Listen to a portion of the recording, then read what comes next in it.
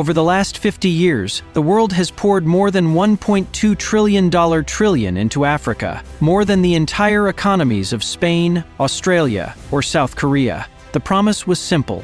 Money equals development. Schools, roads, hospitals, and hope were meant to follow. But instead of prosperity, the continent saw poverty rise, inequality deepen, and dependence grow. Today, over half of Africans still live on less than $5.50 a day, and hundreds of millions remain without electricity. What went wrong? How could the same strategy that rebuilt Europe after World War II fail so spectacularly in Africa? The answer lies not in generosity, but in how aid reshaped the very foundations of the continent, its governments, its industries, and its future. This is the untold story of how billions meant to help may have done the opposite. After World War II, the world witnessed a miraculous economic recovery. Europe was in ruins, but with the introduction of the Marshall Plan in 1947, the United States pumped over $13 billion into the continent's roughly $160 billion today. This wasn't charity, it was an investment. The aim was simple: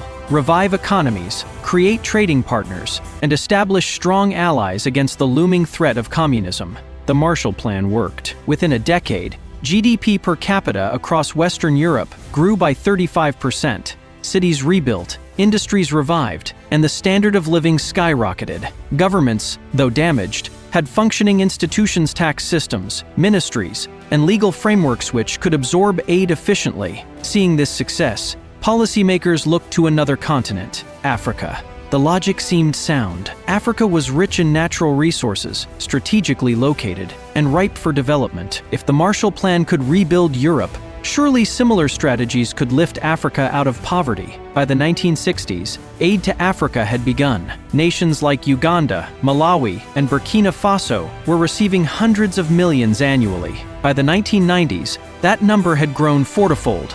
Aid became Africa's lifeline, forming a central part of government budgets, sometimes exceeding 60% in the most dependent countries. From the outside, it looked like progress. Schools were built, roads paved, and vaccines distributed. Campaigns like Live Aid, Band Aid, and Comic Relief made Africa the moral focus of the world. The narrative was simple: poverty was a lack of money, and Western generosity could fix it. Ordinary citizens donated millions, believing that their contributions would transform lives. Yet, despite the influx of billions, the continent's economic reality worsened. From 1970 to 2000, average income in African nations declined, even as nearly $600 billion flowed in. By 2010, aid reached a historical high of $50 billion a year.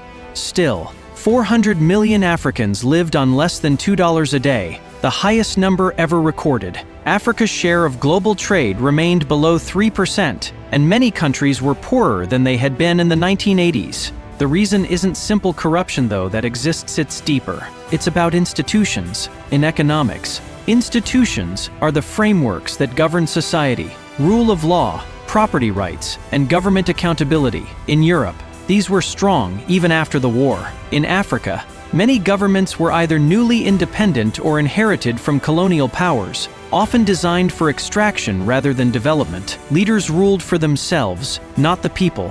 Foreign aid exacerbated this problem. When governments rely on donor funds instead of domestic taxation, accountability evaporates. Citizens no longer have leverage. They can't demand services through taxes because the state isn't funded by them. Money intended for schools, hospitals, and infrastructure often ends up in the hands of elites. Luxury cars, private jets, and multi-million-dollar homes for government officials are commonplace, while millions go without basic necessities. Estimates suggest Africa loses around $30 billion annually to corruption, with 30% of aid funds siphoned off over decades. Aid didn't just fail to solve problems, it actively reinforced them. By funding corrupt institutions, it entrenched systems that make real development nearly impossible. Malawi in the 2000s is a prime example. Aid made up over 40% of the national budget, yet government officials stole millions meant for public projects. Scandals rarely provoked public backlash because the population had limited power over their government. The impact of aid on local economies was equally devastating. Developing nations historically grow through export-led industrialization, producing low-cost goods for international markets, creating jobs, and building domestic industries. But aid interfered with this model. Consider textiles. By the early 2000s, nearly 80% of clothing in some African nations came from abroad. Initially, this seemed beneficial: cheap clothes for citizens and a market for donor countries. But local industries collapsed. In Ghana, over 80% of domestic textile factories shut down between 1990 and 2010, erasing thousands of jobs and crippling industrial knowledge. Across the continent, industrial sectors shrank from 15% of GDP to just 10%. Research shows that foreign aid often hampers local manufacturing, weakening the very foundation of long-term growth. Aid also distorts currency markets. When large sums are converted into local currency, the currency's value rises. Exports become more expensive, making local goods less competitive internationally. This effect kills the export-led strategy that worked for nations like South Korea and Taiwan.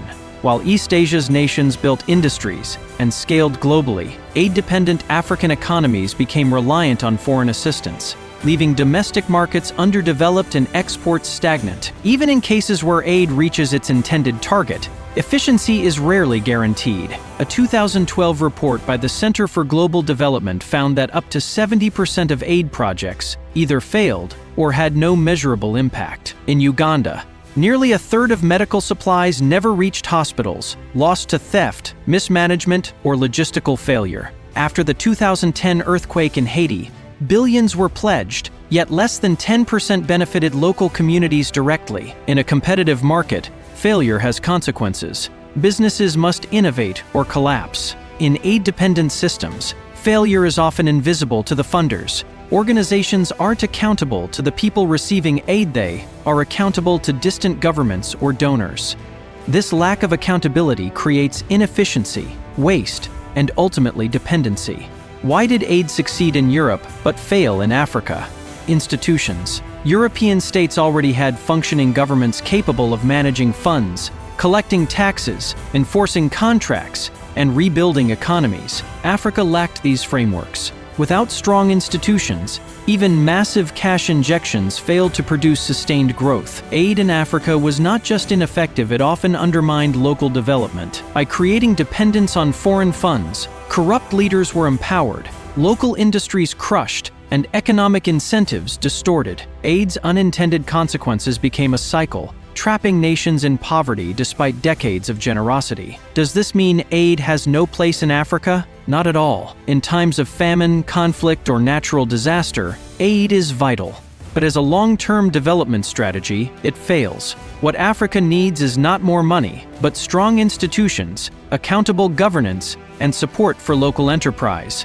Governments must be funded by their people, creating a two-way relationship where citizens demand services and leaders are accountable. Industries must be protected and nurtured, building domestic economies from the ground up. Aid should supplement, not replace, these mechanisms. Countries that have succeeded, from South Korea to Taiwan, focused on local innovation, export-led growth, and institution building. Africa has enormous potential, with vast resources, young populations, and strategic positioning. The challenge is creating systems that allow this potential to flourish without reliance on external charity. For 50 years, the world believed billions of dollars could lift Africa out of poverty. In reality, the story is far more complex. Aid has, at times, worsened dependency, entrenched corruption, and undermined local economies. The lesson is clear. Money alone cannot solve poverty. Sustainable development requires institutions, accountability, and empowerment. Africa's future will not be built by foreign donations, it will be built by Africans themselves, creating the systems, industries, and governments that can turn resources and talent into lasting prosperity. The question is not whether Africa can rise, it's whether the world will finally allow it to do so on its own terms.